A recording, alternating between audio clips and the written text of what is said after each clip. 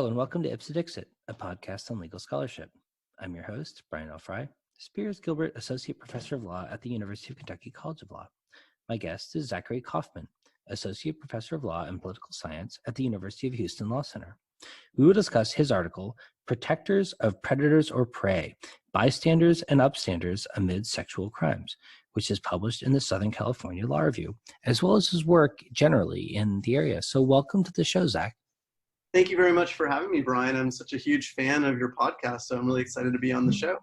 Oh my goodness. Thank you so much. So Zach, I wonder if we could kind of start this conversation by you talking a little bit about the concept of bad Samaritan laws, because I'll confess that before reading your article, I'd never heard of those before. And I thought it was a really interesting concept, and one that I think you do a really interesting job of kind of framing and discussing in a way that sort of helps understand or helps explain why this is an important and relevant concept in the context of thinking about sexual violence. Well, thank you, Brian. So bad Samaritan laws are statutes that impose a legal duty to assist others in peril through intervening directly, which is also known as the duty to rescue, or notifying authorities, also known as the duty to report. And part of the contribution I hope my article makes to the literature is to first reevaluate the controversy over these laws in light of recent developments, and second, to correct other scholars' mistaken claims about the supposed rarity of such statutes, particularly in the United States. Well, so why are bad Samaritan laws controversial? And more to the point, like, sort of, what do they look like? What does it mean to talk about a bad Samaritan law? So I'll start with the controversy. I mean, it's sort of a extremely complicated, multifaceted controversy, but I'll boil it down to a few points. So first of all, you know, the controversy over bad Samaritan laws. Sorry, can I start over that bit? Of course. All right, I'll start off with just starting to answer your question.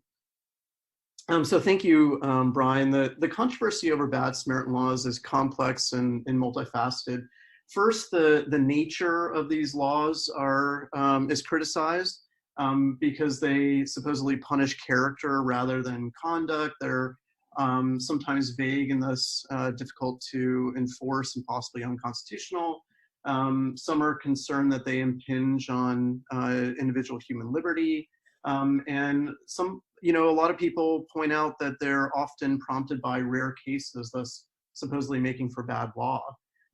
In addition, you know, they may prompt some negative consequences. So they may lead some to self-incriminate, which, as we know, is unconstitutional, or rather there's a protection against in the U.S. Constitution, and that they may be counterproductive, where a third party intervenes in a way that is harmful actually to either themselves, the victim, or perhaps the third party. Another sort of set of criticisms is that they may be cost prohibitive to enforce, that they're perhaps unlikely to actually compel intervention, and that they are just overall ineffective. And so I would respond in a number of ways to these. I mean, first of all, bad Samaritan laws, you know, their vagueness isn't necessarily inherent or particular to these types of laws. Lots of other laws, you know, can be criticized as such, and all such laws, including bad Samaritan laws, could be improved where this criticism is valid through, you know, careful drafting and adjudication. You know, another, you know, concern would be maybe there is a point to expressing moral revulsion to some outrageous, you know, emergencies or crimes, and maybe society should require some sort of minimum intervention over preserving maximum liberty. And then finally, I might add, it is possible, at least theoretically, that such laws, if properly enforced and publicized, could actually prompt reporting.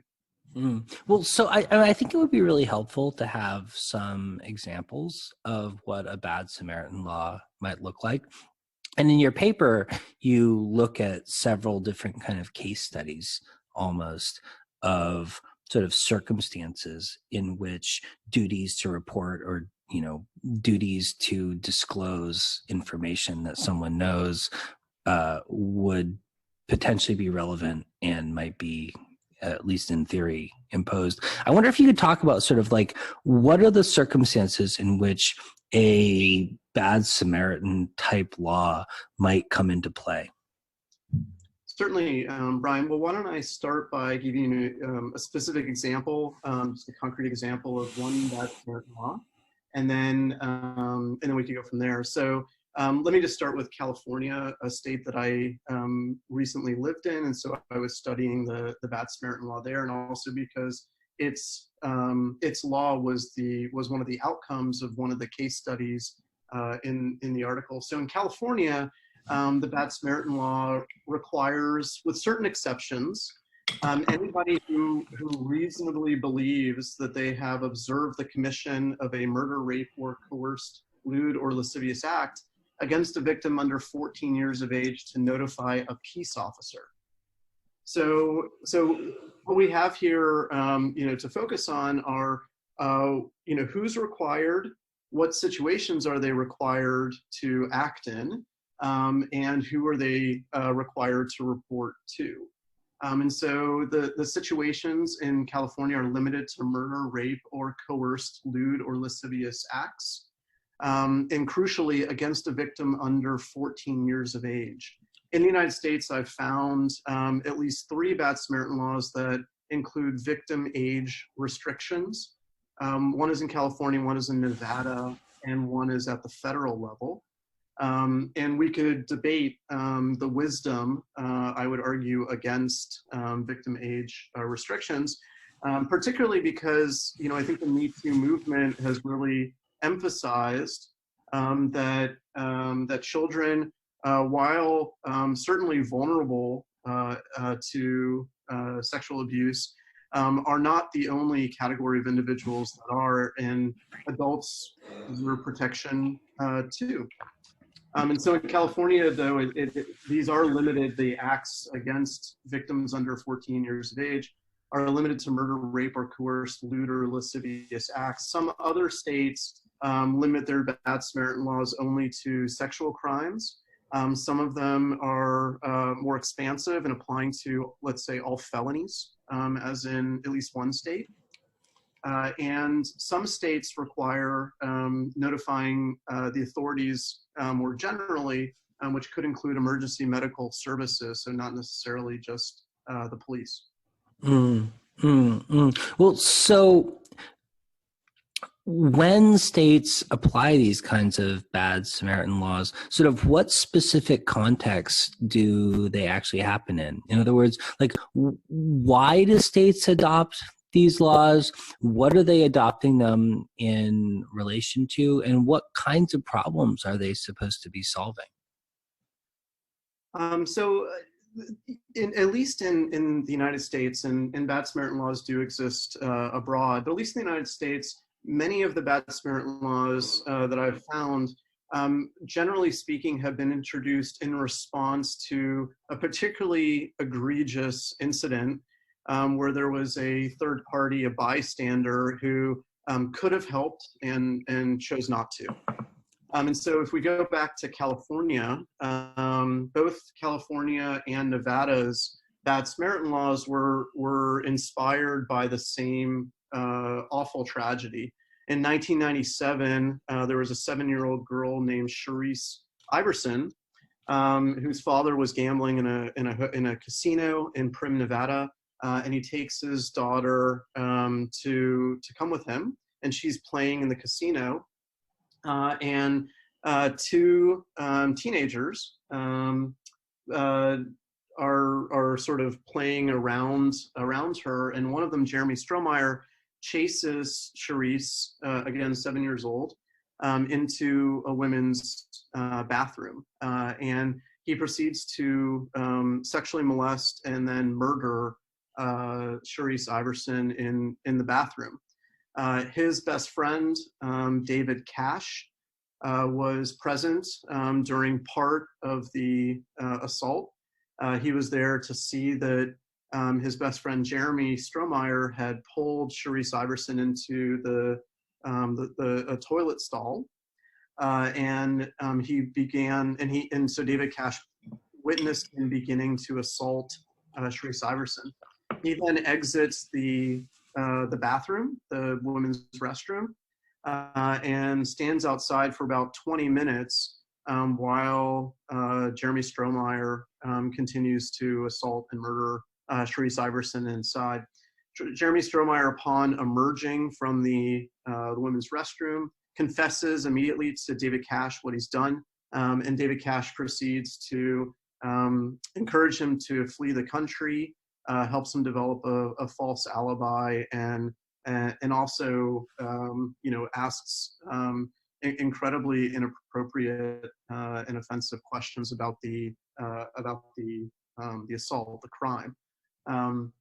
And so when this all came to light, and it was clear that David Cash had been present for at least the beginning of the assault and was standing outside the women's restroom throughout the duration, a lot of criticism was heaped upon David Cash because he easily could have flagged down security, could have called the police. Jeremy Strohmeyer was in the bathroom for quite a while, or he could have sought to intervene himself. He knew at least part of what was happening. And so this then led to calls for what are known as bad Samaritan laws, or in this case, a duty to report law that would have required someone in David Cash's situation to notify authorities. And because it wasn't on the books at the time, of course, he couldn't be prosecuted for a violation of this law, but the momentum in both California and Nevada was such that a law like this should be on the books. And the reason that California is relevant, even though the crime occurred in Nevada, is because the perpetrator, Jeremy Strohmeyer, the bystander, David Cash, and the victim, Sharice Iverson, were all from California. Mm-hmm. Well, so, I mean, maybe you could clarify for kind of non-lawyer / law professor listeners, like, how can it be that what you're describing about Mr. Cash under the circumstances, I mean, how can it be that that wasn't a crime, right? I mean, like, why would we need a special law in order to prosecute someone for not stopping someone from raping and murdering a 7-year-old girl? I mean, that just seems like the most horrible thing I can possibly imagine. And like, how is it that that isn't already criminal? Well, the American tradition, fiercely independent as it is, pretty much focuses on the criminalizing commissions rather than omissions. And so while some other countries are more open to criminalizing omissions, the United States traditionally has not been. Now, that said, when other scholars have written on this topic, I was surprised to find that they reported far fewer bad Samaritan laws than I found. So I found that bad Samaritan laws exist in 29 states plus Puerto Rico, and that there's a new one, a relatively new one as of 2018, at the federal level. Plus the United States has signed on to various international laws that I would argue constitute bad Samaritan laws as well. So for example, there are 2 treaties the United States has signed on to that require the saving of astronauts in outer space. So the tradition has typically been more focused on criminalizing commissions rather than omissions, and there's at least been the thought in scholarship and among practitioners that such laws bad Samaritan laws are not all common in the United States. I have found that they are actually extremely common. They are found in the majority of US states and apply to about 2/3 of all Americans, despite the fact that most Americans don't realize that these laws exist or that they apply to them. Mm, mm. Well, so in your paper, you discuss kind of different categories of ways in which people might be potentially subject to the bad Samaritan laws you discuss. I wonder if you could sort of tease out a little bit for listeners, sort of like the different ways we might think about these kinds of laws or these kinds of circumstances applying to people, and how we might kind of categorize different forms of omission in the criminal context. Certainly, Brian. So, one of the contributions that I hope my article makes to the literature, in addition to correcting how many of these bad Samaritan laws actually exist, is to add much more nuance to our understanding of bystanderism.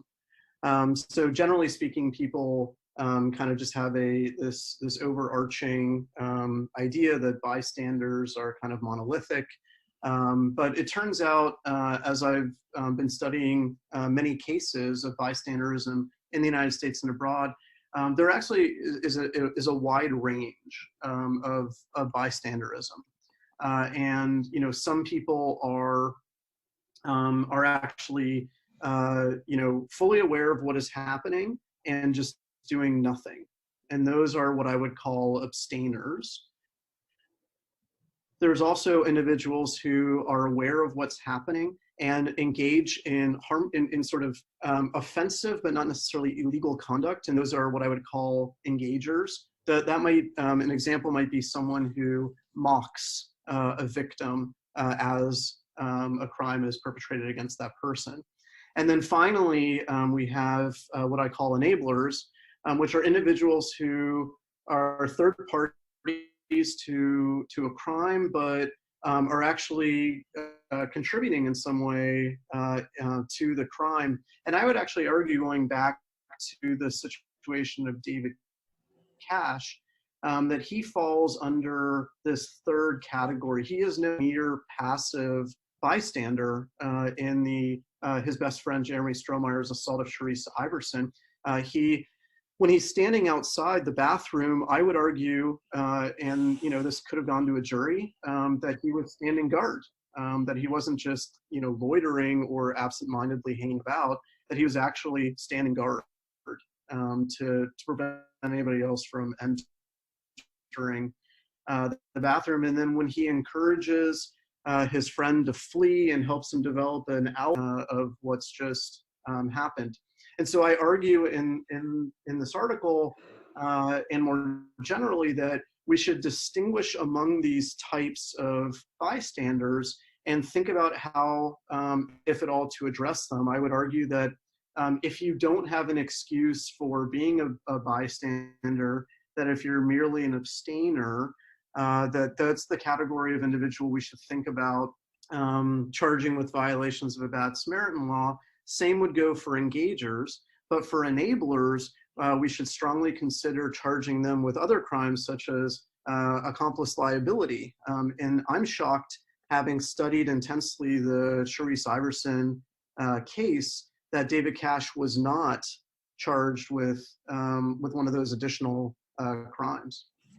Well, so I wonder if you could give some other examples to sort of flesh out the distinctions that you're trying to make, because it seems like, in the situation you described, I mean, David Cash's behavior was clearly appalling, and I understand why we would want to talk about that as culpable behavior.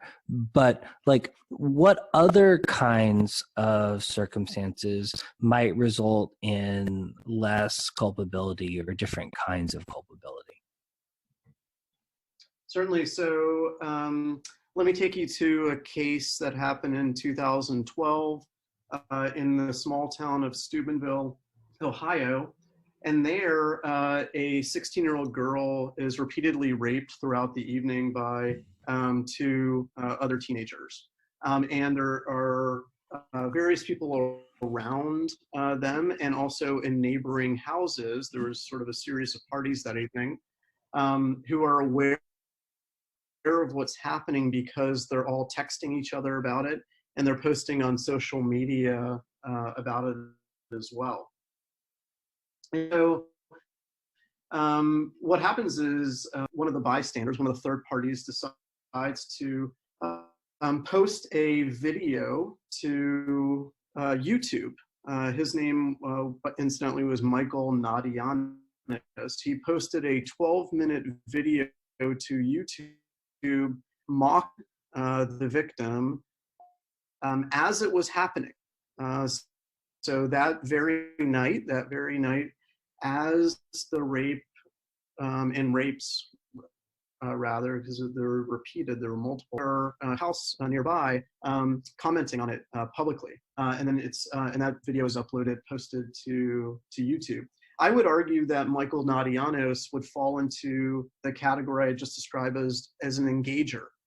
Again, not a passive bystander. He's fully aware of what's happening, and he's engaging with the crime in some way that, incidentally, by the way, proves he knows what's happening in an offensive way, mocking in this case. But it's not necessarily enabling the crime in the sense of being an accomplice, as I would argue David Cash was. If we go to the lowest of the three, Stainer levels, that I miss tragedy of the murder and rape of Kitty Genovese in Kew Gardens, New York, that many of your listeners may recall from studying social psychology, perhaps in college. So this is a situation where a woman is coming home from work late at night, and she is assaulted by a man named Winston Mosley, who rapes and then stabs her to death. And there were various neighbors in the vicinity who were aware of what was happening and chose not to respond. Now, I've looked at the case pretty carefully, and a lot more research and reflection has come out since the initial reporting, and it seems like most people now agree that the number of bystanders who knew what was happening and chose not to intervene in any way, even by calling the police, is much lower than initially reported. It was initially reported in the high 30s, and it turns out to be probably much less for understandable reasons, like some of her neighbors were asleep. So in that case, though, there still are at least two, as I count them, individuals who full well knew what was happening and just chose not to call for help or otherwise intervene. And I would call those individuals abstainers. So individuals we still may think should be held accountable, and otherwise should have been prompted to be helpful, and chose not to. Now, at the same time, there are what I would call upstanders. So there are also third parties in some of the cases that I've studied where individuals have been helpful. And there were three, as I count them, in the case of Kitty Genovese, one of whom, Sophia Farrar, seldom discussed in the literature, especially initially, was Miss Genovese's across the hall neighbor. And Sophia Farrar, upon hearing Kitty Genovese crying out for help, races to her side, not knowing whether the assailant, Winston Mosley, had actually left yet. So my read of it is that she actually risks her life to try to help Miss Genovese, whom she cradles in her arms as Miss Genovese unfortunately dies.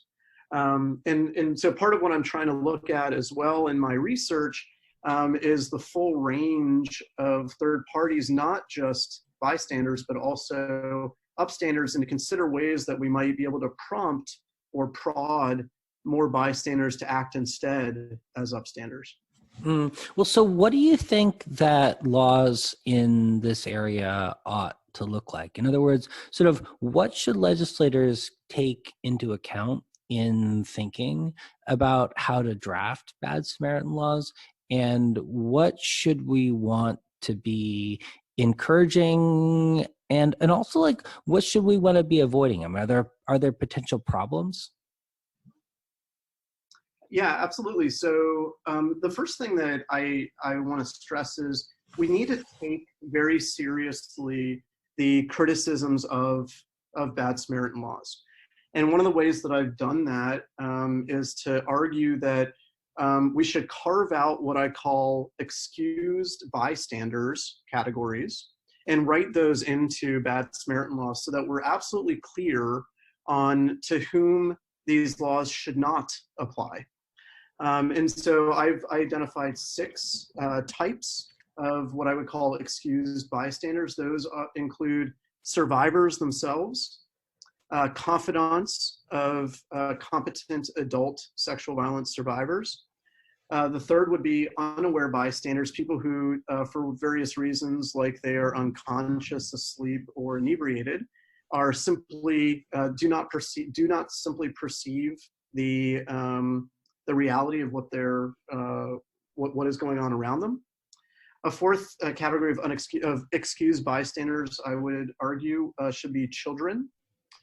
The fifth are endangered bystanders. Those would be individuals who would put themselves or someone else in peril if they were to try to intervene. And then finally, self-incriminators, people who would incriminate themselves in the same or related crime if they were to intervene.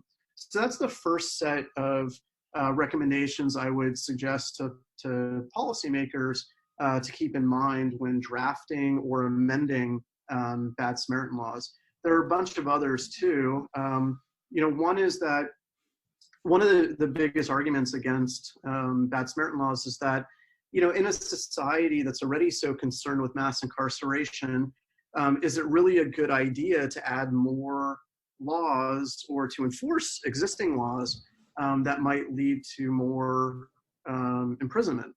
And so my response to that would simply be that for the bad Samaritan laws that currently include carceral punishment, we should amend those laws to just include, non-imprisonment penalties, such as fines or citations or community service or something related. Also, of course, there's a significant literature that talks about how misdemeanors can still lead to imprisonment, but at least for now, this could be a compromise.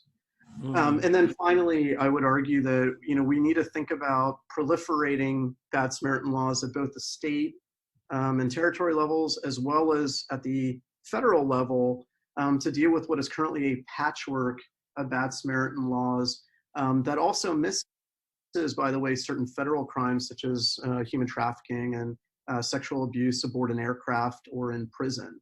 So there's lots of ways that that the article suggests very practically either amending or drafting bad Samaritan laws.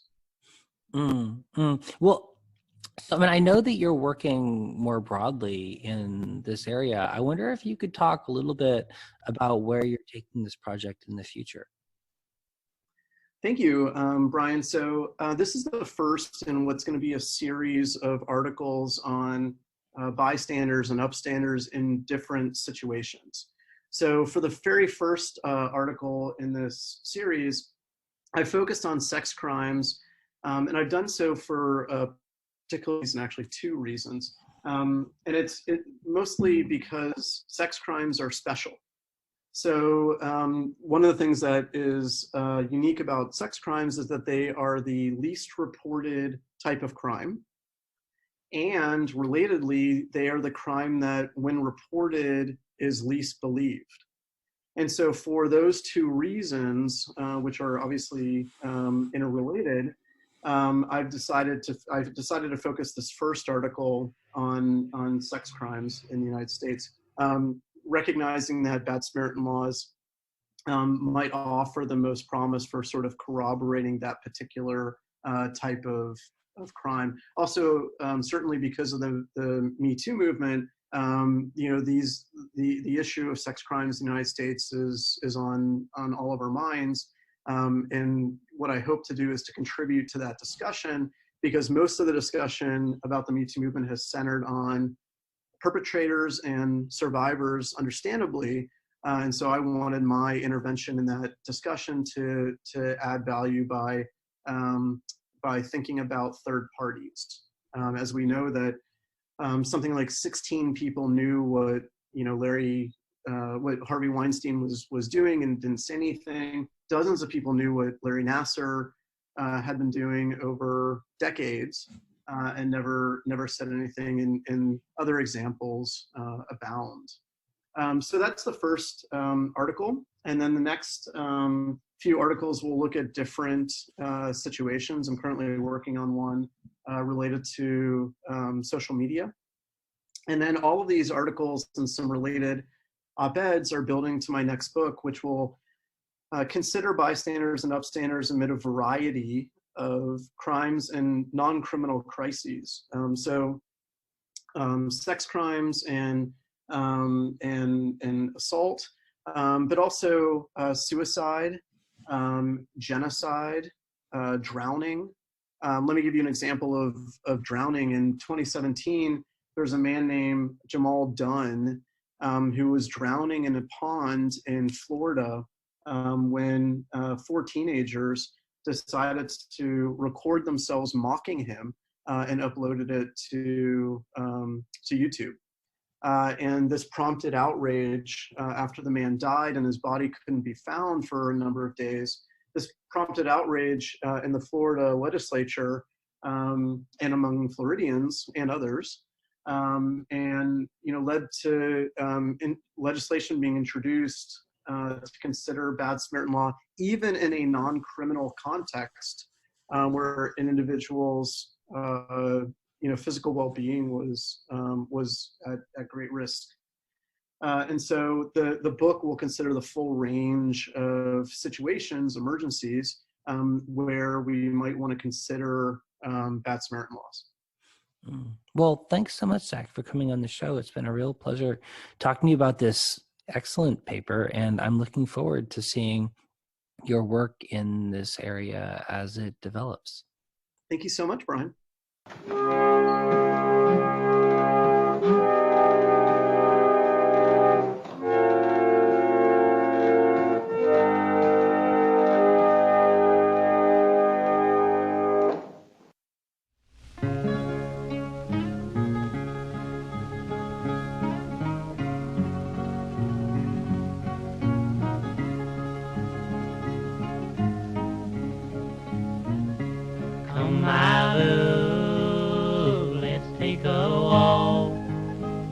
Just a little ways away, while we walk along we'll talk about our wedding day. Only say that you'll be mine, and in our home we'll happy be. Down beside where the waters flow, down on the banks of the Ohio, I drew my knife across her throat, and to my breast she gently pressed. Oh please, don't murder me, for I'm unprepared to die, you see. I've taken her by her lily white hand, I let her down and I bade her stand. There I plunged her into drown, and watched her as she floated down, returning home 12 and 1, thinking all the deed I'd done. I murdered a girl I love, you see, because she would not marry me. Only say that you'll be mine, and in our home we'll happy be. Down beside where the waters flow, down on the banks of the Ohio. Next day as I returning home, I met the sheriff standing in the door. He said, young man, come with me and go down to the banks of the Ohio. Only say that you'll be mine, and in our home we'll happy be. Down beside where the waters flow, down on the banks of the Ohio.